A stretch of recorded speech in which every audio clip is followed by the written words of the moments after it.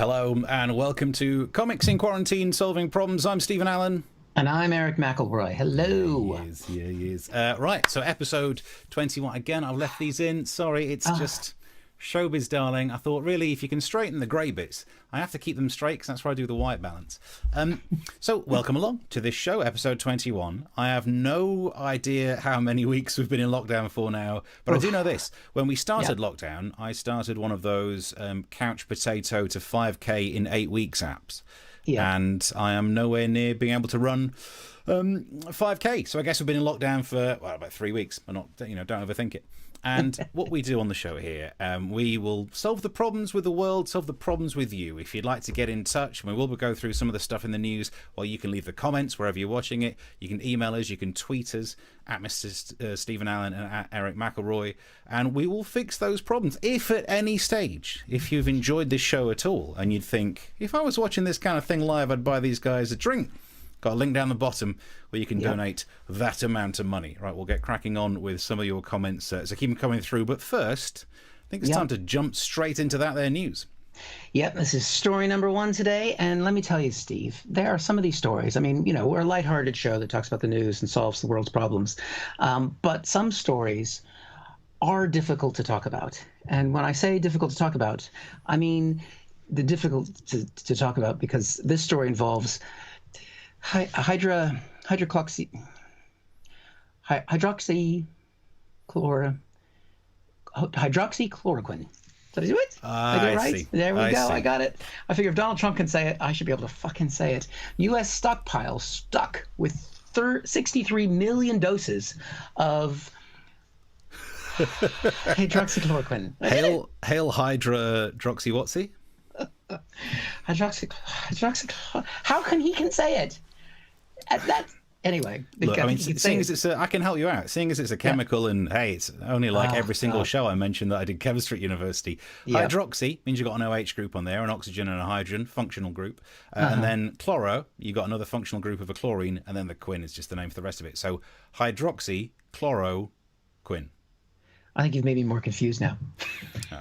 It's too much science. There's too much science in this. I mean, remember, I studied drama. Now, if you want me to act like a hydroxy and a chlora, what would it be like to be a functional group, an OH functional group? There's electronegativity on the oxygen. How can I make myself into a medicine that doesn't do what Trump says it will do? How can I be useless for most of society and make the American government buy 63 million doses of me, and now they don't know what to do with them anymore? I mean, it's basically gone the way of many of Trump's products, hasn't it? He said this would work, and now the FDA has said it will not work for COVID-19. So it's gone the way of Trump Airlines, Trump Steaks, and Trump Jr. See, I told you I wrote a proper joke today. You did. You warned me before we started. There's an actual joke in the show. One joke. There's more to come. Don't tune out now.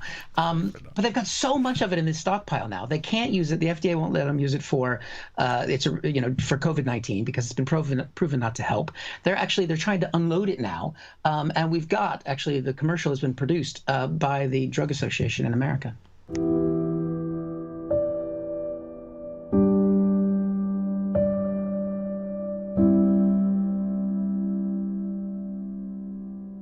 I happen to be taking it.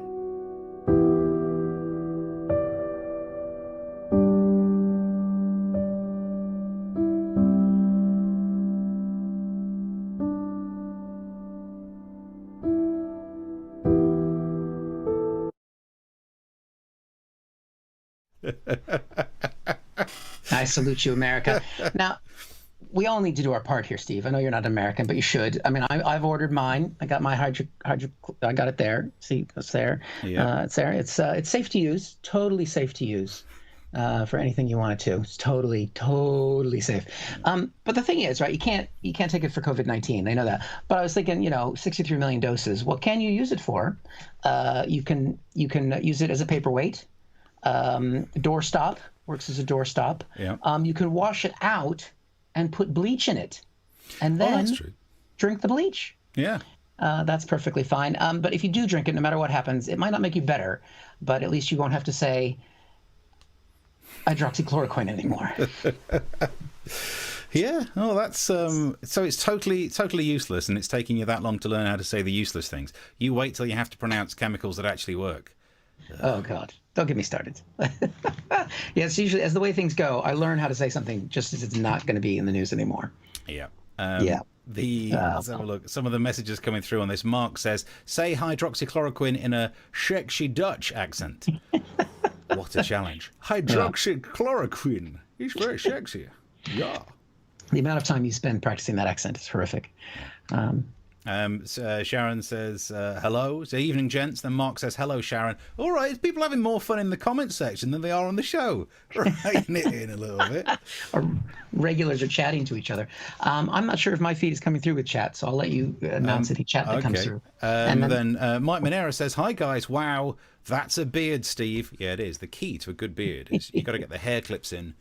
It just adds, you've got to straighten the grey bits for thinking. That's good. That's good. I've been making the effort, though. I've been shaving for this. So, although I'm growing these out, so I'm taking these to the next level. But this has got to go. Yeah, I was thinking of shaving and making an effort, but I've given in. I wanted facial hair that befits the emotional breakdown that this lockdown's been, and I think I'm getting there. Look at that. Mark says this is approaching the end of week 13 of lockdown. Oh, it's taken me 13 weeks to get less than halfway through an 8-week running app. And I do want to say thank you to somebody who has gone to our new donation portal, Joke Pit, and has made a contribution. So thank you. Someone has bought us a drink on there, and that is something you can do throughout the show. The link is there. If you like what you're seeing and you think, oh, like Steve said, I'd buy them a drink or a coffee or whatever, we will use it for food, mostly because we don't have a job anymore. And this is how we make money, because this is a Thursday. We normally be out there in a pub. Can't happen. Maybe taking a train, not likely to happen, and in a venue performing to live audiences, which is not happening. So anything you can throw our way is much appreciated and keeps us having hope. But speaking of working at home, look, a lot of us have been working at home. I've certainly, before the facial hair, we filmed the MASH report from home, and many people said it worked. And now a lot of TV is going to be based at home, which might not be great for some of it, because, well, this was in the news this week. Sir David Attenborough forced to film new BBC series from his home due to coronavirus. That means that Sir David Attenborough won't be wearing anything on the lower half. I don't want to give too much away, but all of those news desk scenes that you might have watched on the MASH report only wore the stuff on the top of the upper half. Mainly because I was also comfort eating and the trousers didn't fit. But I would have done that anyway. Working from home, I think, is okay for us because we were just doing silly jokes. But if you're Sir David Attenborough, your show is a bit more important, isn't it? You watch Blue Planet and all the rest of them. They're about some animals that you don't normally get to see. If he can't leave the house, I'm sorry to say it, BBC, big fan of your work and all that, but the next series that Sir David Attenborough does is going to be borderline terrible. If he has to film it based on the animals in his own house, would you watch this? Nature is filled with majesty and beauty. Like this, a house fly. It came in through an open window and will now spend most of the day flying in circles in the middle of the room, ignoring the open window and the fresh turd I just did for it in the corner. Here we see a garden snail. Normally, I'd be reaching for the salt, but right now, I'm bloody desperate for the footage. This is a pile of sugar. I'm waiting for the ants to take the bloody clue. Nature is everywhere, but sadly not that much of it is right here.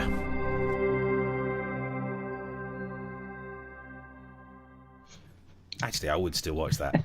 He narrates anything, I will watch that. I just the image of him without his pants on. Ouch. Oh, come on. He's hardly going to be the only guy nearing 80 who's walking around without pants at the moment. This is not the way it goes. What I want. Not what I want. Not what I want to do. Sharon says, in Attenborough's own habitat. Yes, they could spin it and make it look like maybe they should film him and see this 80-year-old man has no trousers. Chris says, that was me on Joke Pit. You can buy drink, food, or razors. Yeah. Thank you very much. I've noticed the best thing about having a ginger beard is it makes your teeth look whiter. There you go. I knew there'd be a good reason to have a ginger beard. Wherever you're watching it, you can post your comments, and we'll try and catch up with some Twitter ones on the way for shortly. And if you would like to add to the Razor Fund, which sounds a bit more depressing than it was meant to, the web address is here and below on the info. We're still at episode 40. We'll be using the razors. Yeah, okay, I got it. Yep, I see. So moving on to your news then. Well, I say your news. The news of your home country, because you're from America originally, and even I've been noticing interesting stuff with John Bolton's bombshell Trump book. And yet again, it is the classic case of Donald Trump versus his archenemy, books. Not an easy time for. Look, I know it's a cheap joke to say he's never finished a book, and it's not even true, because he has finished some books, although I think Melania might have helped him with some of the colouring in, because it's done in makeup. But I'd be interested to know your take on, is this big news? Oh, it's massive news. I mean, basically, what's happened is John Bolton is another of Trump's former administration people who's left and now written a tell-all. He's the national security advisor, and he's basically said all of these things about Trump and about what people thought about Trump. And it's if you ever think it's bad, it's worse. That kind of book. Trump, of course, has dealt with this the way he deals with all of his former employees by saying that they're terrible people, which is, I guess, why he hired them. You go for what you know, Steve. I don't know. But basically, and he's tried to stop the book from being published by trying to sue, saying that you can't, it's confidential things, these are secret things and that kind of thing. And he's been attacking them on Twitter, of course. We've got one of the tweets here. We've got wacko John Bolton, exceedingly tedious New York Times book is made up of lies and fake stories. He goes on. I don't want to, it doesn't matter what they said. But basically, the key takeaway there is he said that these are all lies in the book. Yeah. Which, if he says the book has to be stopped in court because John Bolton's releasing confidential information, but it's all lies. Yeah. So basically, he's undermined his entire court case in a tweet because John Bolton's lawyer is just going to go, this is Twitter, and that's the president, and they'll go, okay, out. So you can't have lies that are confident. Anyway, what he does though when he tweets like this, and he's been tweeting about John Bolton all day, more people buy the book. He's so good at promoting books. I think he's starting to own it because a couple of hours ago he sent this tweet. Blitz, Trump will smash the left and win by David Horowitz, Amazon #1 bestseller. Call 1-800-691-0022. Hot book, great author. Trump knows he's not going to win. Yeah. And he's moving on. He's moving on to a book reseller. Now, your headline mentioned the revelations in the book, Steve. We're going to play a new game today. Are you ready? Is this going to be like... You get to be the contestant. I get to be a contestant on what is almost TV, and some people watch it from YouTube on their telly. Oh, I've always wanted to be on a quiz show. This is it. Right, okay. So if I'm being a quiz show contestant on TV, hello, it's nice to be here. I'm having a great day so far. Oh, you're going to not win this game. Right. We're playing a game here where basically I've got some of the revelations that are in Bolton's book because it's been leaking out. I'm going to say the revelation. You have to tell me whether you think it's true or false. I got a pen. Are you ready? For good reason. Yep. Okay, I got it written down here. All right, number one. Trump was fine with China building a concentration camp for an ethnic minority that lives in China. True or false? Good God. I mean, I'll put my chips on hoping that it's false. It is true. Well, you got that one wrong. You're not off to a good start, Steve. Oh, never mind. I've had a good day so far. I'm enjoying it so far, Eric. Melania really does love Trump deeply. Come on, really? Really? No, go on. No. What are you going to say? Which final answer? Well, I mean, look, they're married, and I'm sure in the book that he'd say yes. Nope, that's not true. You are 0 for 2. All right. Trump indeed blackmailed the Ukrainian president to get dirt on Joe Biden. True or false? Well, he was impeached for it, but not found to have done anything criminal, so I guess say false. You are wrong again, Steve. That's a good thing you don't get it. Okay. Trump often spends much of the day having people call him Obama. Is that the name version of blackface? No, that can't be real. Let's not talk about that. We'll get, no. What are you going to say? True or false? Say false. That is false. You're going correct. Well done. Look at that. You're in first place. We're halfway there. Foreign leaders found it easy to manipulate Trump. Oh, interesting. Let's say true because of we tapes. That is true, except for Boris Johnson. A toddler would find Trump easy to manipulate. True. Yeah, surely true. Yeah, I bet John said that. That is true, again, except Boris Johnson. Trump wanted to jail journalists and said they should be executed. President of the United States. No, come on, that would. I know he doesn't like the fake media, the false news and all that, but no, surely not. Nope, that is true. He's a great guy. He wants to have journalists murdered. I've just recently been added to that muckrake website that lists work of journalists. Let's get me taken down from that. You got Kim Jong-un after you, and now President Trump. Trump often spends much of the day. Oh, I said that one, right? Trump really has bone spurs, and that's why he looks so squinty-eyed all the time, because they hurt so much. Wow, interesting. I reckon, yeah, he does have bone spurs, as we saw him walk down the ramp in last show, yeah. Well, it's false. It's not in the book. And the final one, John Bolton knew all of this the entire time, refused to testify in the impeachment trial, and should just fuck off. True. There you go. I think you won, Stephen. And you get a copy of John Bolton's book. Oh, great. Because I've been needing something to stand the webcam on to make it look even higher. Oh, it's great to be. I've had a lovely time. And as Darren's already tweeted, a picture from Bullseye. Let's have a look what you could have won. Super smashing great. There you go. Yes, keep your comments coming in, and if you got any problems you want to throw our way, and also feel free to buy us a drink on Joke Pit.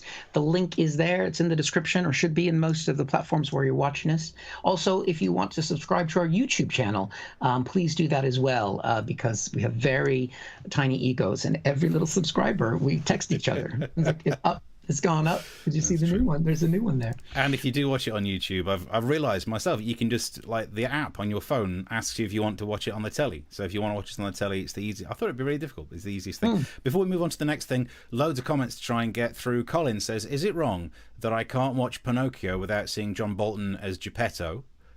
Nice. Angel says, I love the Olympia beer sign behind you. They all love your beer sign, Eric. Look at that. Classic. He could have flogged loads of those. I've been trying to flog my books that are on my one. No one's buying these. These things ain't shifting. Darren says, just call it HDC. We'll know what you mean. I don't know which bit that was about, and I don't know what you mean. Probably just got myself in trouble. HDC. The hydroxychloroquine. Darren, HDQ. He's given us help, and you're HCQ, hydroxychloroquine. Yep. Sweet Mother of Mercy Trump, says Sharon. Yeah, afraid so. He does need somewhere to store his toilet paper. I don't know whether we're talking about you in your room or Trump. And I've still got a roll of toilet paper here every episode. Never work without it. They say never work with animals and children. Never work without toilet paper. This is actually a green screen. I'm on the toilet right now. Chris wanted to know, do I win a speedboat if I won? We'll find out if I get a speedboat. And Mark says he lives in Stevenage, nowhere near water, guaranteed. I've moved from Stevenage, if you were talking about me. Ooh. I'm out of there these days. I'm actually a lot nearer water. I was going to talk about that today because there was a police training. I live near a police training area in Kent, and there was police training as I went for a run today past it. So they were shouting and shooting as they were doing their training exercises. This is not the time for there to be shouting and shooting. I nearly followed through. Anyway, more of your comments still to come. You can keep the messages coming through. But let's move on to a bit of entertainment news that I wanted to do. Gwyneth Paltrow has famously made a candle that was in all the newspapers because it was a bit controversial. She was interviewed about this on The Tonight Show in America, Jimmy Fallon, and I've got a few clips from the interview. He was asking about the name of the original candle. She said, What is it called again? It's called This Smells Like My Vagina. She says that like a posh woman who's about to send a salad back in a restaurant. It's bizarre. He was saying that it was so popular, and it was. It was in all the newspapers. She got all the free press. It was very popular, and as Jimmy Fallon pointed out, it sold out. But the name of it's back in stock. You can buy it now if you want. Always working. Less demand for your vagina these days. Happens to us all. And I've got to admit, it is genius marketing because. How would we know if it smells like her vagina? I mean, it's one of those where, prove me wrong. There's only really Chris Martin who could go, no. And everyone else, we're just going to take your word for it. Still, 70 quid. because that's what it was selling for, 70 quid. It's a lot of money for that when you could just, I don't know, make your own, burn a candle and leave a honey glazed ham out the fridge. I don't know. And no one needs it. No one has ever been sat in a room thinking, do you know this needs? This would be better if it smells like Gwyneth Paltrow's foof. No one ever needs that. In fact, I would go as far as to say the only person who needs anything that smells like Gwyneth Paltrow's vagina is someone who's trying to break into a house and sneak past her guard dogs, because that's the only place that dogs really sniff you. And they'd be like, yeah, it checks out. But it turns out she's got a new candle that she realises if you name things provocatively, it will get people like me talking about it, newspapers talking about it. So, the new one. And we have a new one called... What is it called? I've got a screenshot of it. This smells like my orgasm. Again, brilliant marketing, because what can we do to question her? It's even better than the last one, because not only a few of us actually witnessed hers, but if someone ever says, I mean, that don't make any sense. I don't know what an orgasm smells like. You're going to get ripped down the pub like, I feel sorry for your missus. So you can't question it, and it is great advertising. And she knows what she's doing when it comes to promotional work, because in the interview she also showed us the box that it comes in. And the box has fireworks. Fireworks, or to quote Jimmy Carr, does it look like a plasterer's radio? It is splattered.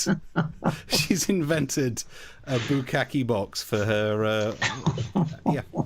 It's disgraceful. It's disgusting. And I want in on this, because I think it's time to make some money on this show. So if she can do this, and I think it's about 70 quid again for this candle, this smells like my orgasm. I thought what I'd do is bring out the Steve range for things that you could buy if you're interested. I don't think I'm nicking her idea too full on, because I don't want her to sue me. But I've come up with this candle, which, if you can see that, this smells like my ass cleft. Nice. And what it is basically is a candle with some Edam cheese. Because Edam smells like ass. Why does no one talk about this? Or my ass smells like Edam. I'm not sure which way around that logic makes sense. Also, if you're interested in other items, this one's slightly... this smells like the inside of your nose. Nice. Okay. Because prove me wrong. Can't sue me for it, and it's not too much like a Gwyneth idea, so I don't think she'll sue me for it. If you're interested in some items of attire, you could buy these socks. This smells like wank. I don't really know what that'd smell like, but it's kind of good times. You've got a teenage son in your life you need to buy something for. I don't think she can sue me for that. And finally, I'm bringing out a food range as well. This salmon steak with... This smells like Gwyneth Paltrow's candle. Maybe she will sue me for that one. We might have to take that one down off the website. Okay.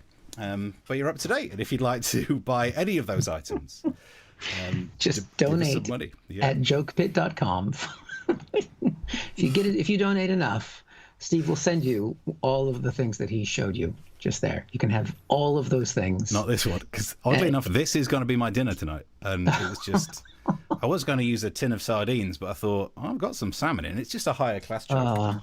So many jokes I'm not going to say about that. I mean, the thing is, that's catchy. So if you get that as a gift, and someone gives you a gift that says, this is what my orgasm smells like. But does that mean mine as in my orgasm that I'm giving you? Or is it because that's very confusing. So it should say this is what Gwyneth's orgasm smells like, not because the my could be confused by someone receiving the gift. They may not know the backstory where it's coming from. Yeah, good point. And also, I mean, when you blow a candle out, they all smell a bit burnt. Now, I know she's getting on a bit, but Gwyneth, they use some lube. Yeah, no, but if you do it right, it's smoking. Didn't even plan that joke, isn't it? Darren says, I've smelt it and it ain't pretty. What are you talking about? Of any of those? Which one of all of those things? The inside of your own nose. Some more of your messages. Let's have a look. Now, it would be bad if the candle smells of apple. Oh God. Very good joke. But wow. Better to look like a plasterer's bucket than a badly packed kebab, says Chris. This show's taken a turn, hasn't it? Wow. And Sharon says, does her new orgasm candle take ages to light up? just when you think you've got it, it's gone out again. And then it just goes down quickly. Hang on, I've got some more messages before we get to you. Colin just popped one in there. I'm releasing eau de cologne called Scent of Semen. Well, Merry Christmas. Reminding you of the boat. Thank you for a couple more people who've thrown us a joke pit donation. We really appreciate that. Anything you can chuck in there is greatly appreciated, and will go towards us building up Steve's product range. Yeah. So we will reinvest in the show and in your experience, and we will send everyone who donates a little bit of Steve's ass lift. We've got some more comments. We'll keep them coming through. Right. We'll read them out on the way for you next. We'll do that next. This next story actually is a little bit personal, Steve. So I know we talked about my birthday on the show a month ago. It was a month ago. It was my birthday. But this is a different anniversary. Today is actually the day 20 years ago I arrived in the United Kingdom as an immigrant to this country. And I've got the proof. We've got the stamp for my passport right here. Look at that. It's hard to see, but basically you can see on there 18th of June, 2000. 20 years ago I got here, and that's my permanent residency, indefinite leave to remain. That used to be, basically that stamp was so basic I used to copy it and just put it in other people's passports. That's how easy it was to get into the country back then. I just typed that in there myself because back then people had typewriters. And if you don't believe, that's the photo on my passport. I think we have that as well. This is me 20 years ago. So look at that chin. Look at that chin. It's just so strong, and just now it's morphed. I've got, oh God, where did that chin go? It's unfortunate because I used to wear glasses that looked like that as well, and no one told us at the time that we were all wearing glasses that made us look like serial killers. You can't even wear glasses in a passport photo anymore. That's how much has changed since that time. So yeah, take it down. I can't resist. Oh, beautiful. Look at the comparison. Hang on, let's go full screen, Eric, to. Oh God, it's not. Get kind of. Look at that. I've never seen someone hold their stomach in so much their chin went tighter. The wowzers. Oh, those were the days. Those still got the hair though. 20 years. It's, you get reflective when I think you pass milestones like that. I remember what I did that day. I went to the pub, which you can't do anymore. And I remember going on the train, which you really shouldn't do anymore. And I remember seeing people go to Royal Ascot for the first time, not knowing what the fuck that was. Like, what is it? Are people really that posh here? Is this what life is like? Do I need to buy a hat? What's going on? This is how long ago it was. Look at 18th June 2000. There was no 9/11 yet. That was not a thing. There was no Twitter. There was no Facebook.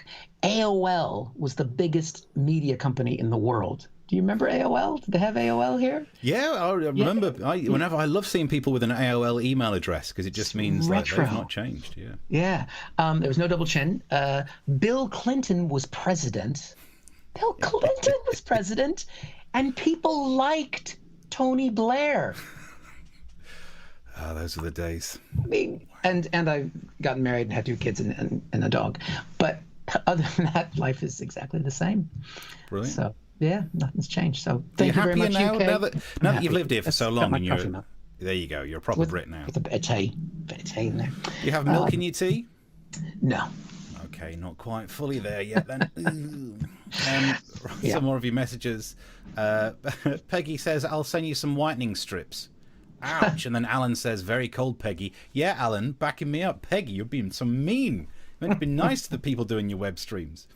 You can keep your messages going through on any of the topics that we've talked about. We don't have long left. I realise we've technically got a minute left. We're getting close to the end of the show. And in the last few minutes, if you want to chuck us something, maybe just a little gift for being here for 20 years. I'm not paid any taxes, so I shouldn't mention that now, I suppose. I'm definitely not paying taxes now, that's for sure. If we don't have any more media, I think do we have our final? Do we have a final story? Yeah, actually, yes. It's a mixture of stories. I want to do a roundup of the news stories because through the week, people have been messaging on Twitter at Mr. Stephen Allen, at Erich McElroy, and also there's an email address that you can track us down at. You know what it's like on the internet. Loads of people have sent loads of different news stories, so I thought I'd just kind of do a little roundup of the news stories. Loads of people commenting today about this one. Emmanuel Macron has been visiting us over here, and I think he flew in because if he would have got a ship and sailed over from Dover, I think Nigel Farage would have been there taking a picture of it.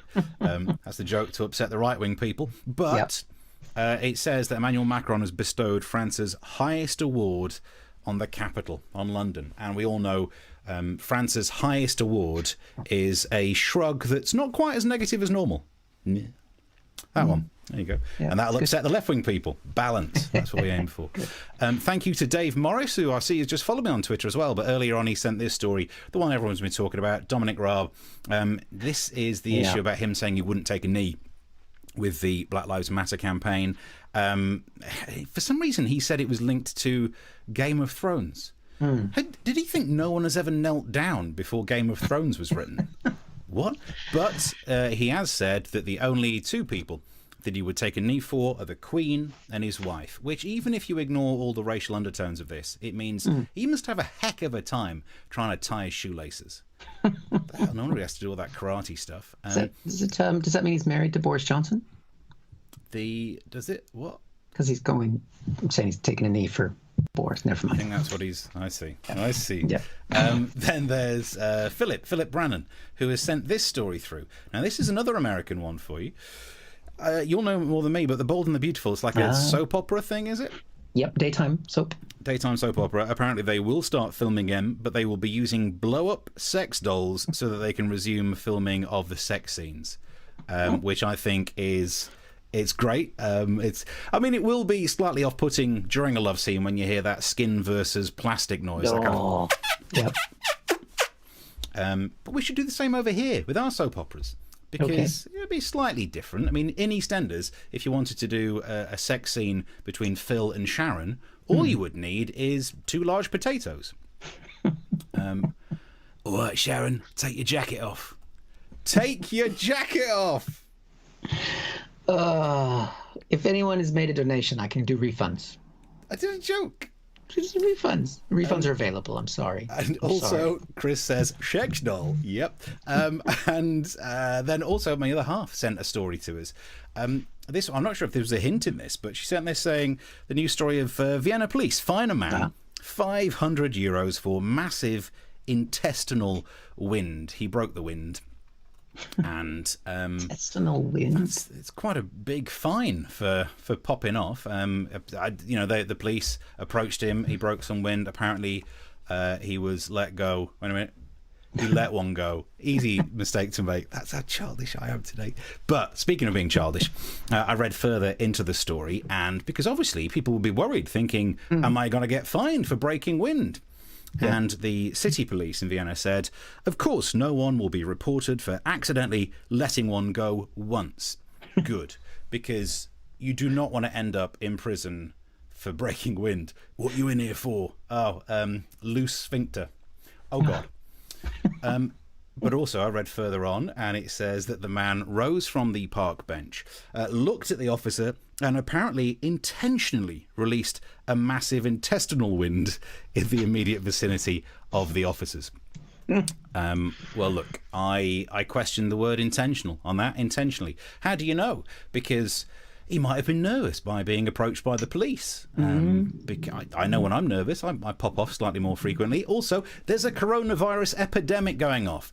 One of the symptoms is a cough, and we all know if you cough, sometimes it's Newton's third law, equal and opposite reactions. You end up breaking some wind. So I'm not sure. I think it might have been accidental. To find out more, I'm joined by the Austrian on the line now. Thank you very much for joining us. So what do you have to say for yourself?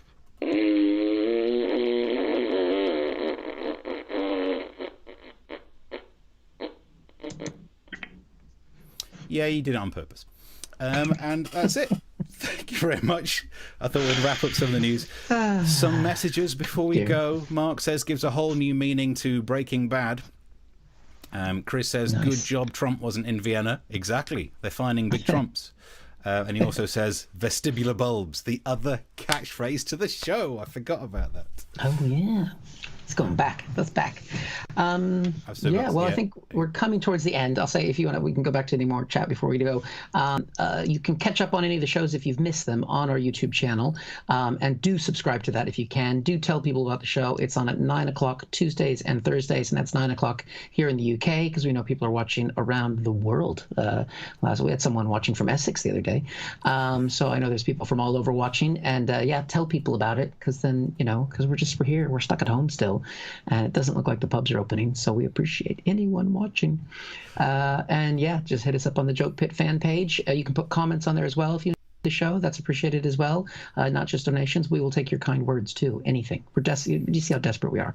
And yeah, I think anything else, Steve? Yeah, I got some more messages. Okay. Just because someone sent a mean one about me earlier on when I was saying the ginger beard makes your teeth look whiter. Heather says, well, she says, why Eric? Or, depending on tone, why Eric? Just thought I had that one in. Colin says, God, I thought it was Rosemary West on the photo. Come on, where's your picture of... There it is. Oh, my God. I mean, do I look 20 years older? Don't answer that. Don't answer that. I think we're up to date with the messages. Keep them coming through. Chris says, I'm on an island, Sheppey. The Isle of Sheppey. Maybe we should look into what people are like there if you want the Fred West, the Rosemary West types. I think we're all done. Keep the messages coming through. We'll respond to them when we're not here. Keep tweeting, keep emailing, and if you've got any news stories, send them through. We might get to include them in a roundup for the next time we do a show, which is Tuesday. Anything to plug between now and Tuesday? What are you up to? Nothing. There's nothing to do. Yeah. There's nothing to do. I'd love to totally disagree, but you're right. I've got no stand-up gigs in, these online stand-up gigs. Don't have any this weekend. I've kept them all in the diary so I can see where I would have been, which I think I would have been doing a preview in Kingston on tomorrow, but that's gone now because Edinburgh's gone and just a bunch of gigs that aren't happening. Wow. So, if you'd like to contribute to the Razor Fund, there's a lot of that you could do. And, the link's down the bottom if you would. If you've enjoyed it enough to buy us a drink. Sorry, I just found the Why Eric message down here as well. It's being copied all over the place. Lovely. That's the new catchphrase for the show. Why Eric? There we go. Yeah, buy us a drink down the bottom would be muchly appreciated. Have yourself a cracking weekend. We'll see you Tuesday at 9. Till Thanks then, a lot. bye. See you later. Bye.